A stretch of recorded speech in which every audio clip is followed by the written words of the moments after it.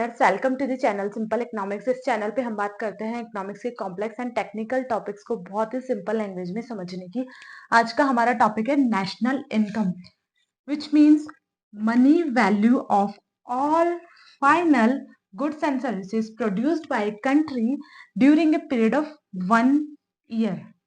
Means जो भी value है हमारी, जो भी प्रोडक्ट्स है, उनकी जो सेलिंग प्राइस है, जो एक्चुअल कस्टमर्स को जिस प्राइस पे प्रोडक्ट मिल रहा है, उस वैल्यू, वो जो वैल्यू होती है उसे ऑफ ऑल फाइनल, जितने भी फाइनल इंटरमीडिएटरी गुड्स इसमें नहीं आएंगे, रॉ मटेरियल भी इसमें नहीं आएगा, only final goods and services produced by country during a period of 1 year. इसलिए हमें जो नेशनल इनकम होते हैं, इसके जो डेटा है वो इकोनॉमिक सर्वे हर ईयर पब्लिश करता है, क्योंकि 1 ईयर के बेस पे कैलकुलेट करते हैं। अब इसके कॉन्सेप्ट देखते हैं हम। फर्स्ट कॉन्सेप्ट है इसमें gross domestic product, means this all this definition plus in domestic territory of a country, means all final goods and services produced in domestic territory of a country is gross domestic product. Like India है, India की territory में जो भी goods and services produce होगी वो हमारी domestic product में आएगी। It is estimated at current prices and constant prices.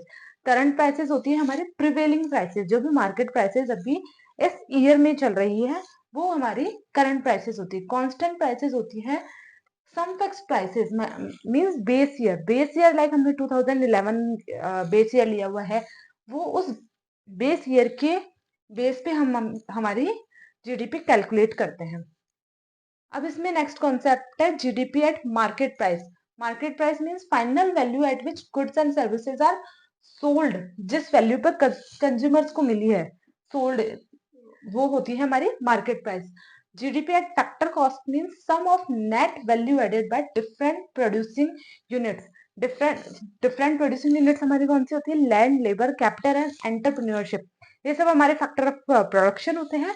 In factor of production के द्वारा जो भी वैल्यू एडेड की गई है उसे हम जीडीपी एट फैक्टर कॉस्ट कहते हैं।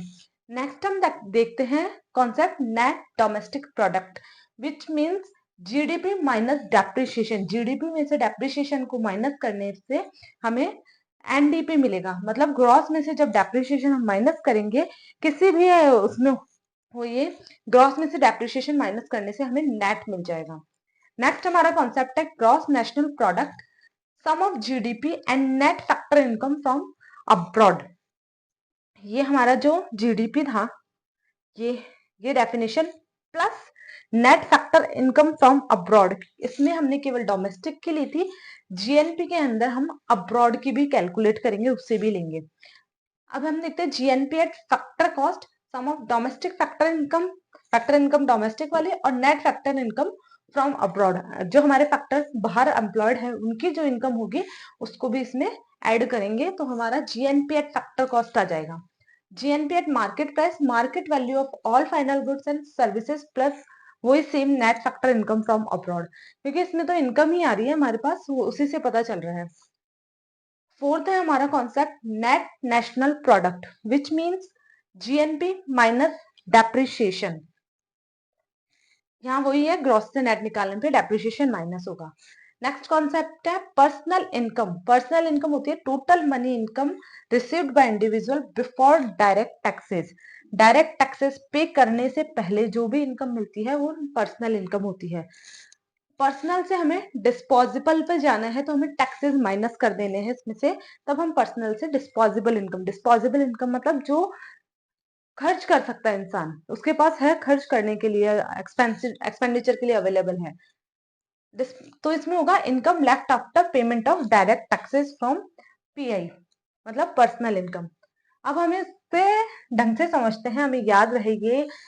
ये तो हुआ एक एक्सप्लेनेशन हो गया, अब इन्हें हम रिमेम्बर कैसे करेंगे, उसके लिए हम देखते हैं जीडीपी। लाइक जीडीपी हम देखें तो जीडीपी में डोमेस्टिक है, ये डोमेस्टिक से हमें समझ में आएगा। जीएनपी जो है उसमें अब्रॉड का भी कैलकुलेट हो रहा है, ये तो है ही, उसमें प्लस अब्रॉड की जो इनकम है वो भी आ रही है, तो जीएनपी हमारा वाइडर कॉन्सेप्ट है, बड़ा है जीडीपी से। इसमें हमने मार्केट प्राइस के बारे में देखा, तो market price final goods and services की जो प्राइस होती है उसके डिपेंड करता है। और फैक्टर कॉस्ट फैक्टर्स की जो इनकम होती है, फैक्टर के बेस पर हम डिसाइड करते हैं। पर्सनल इनकम का हमने देखा कि टैक्सेस लगने से पहले जो इनकम होती है वो हमारी पर्सनल इनकम होती है, और डिस्पोजेबल इनकम होती है जो टैक्सेस लगने के बाद में हमें एक्सपेंडिचर के लिए अवेलेबल होती है। Thank you.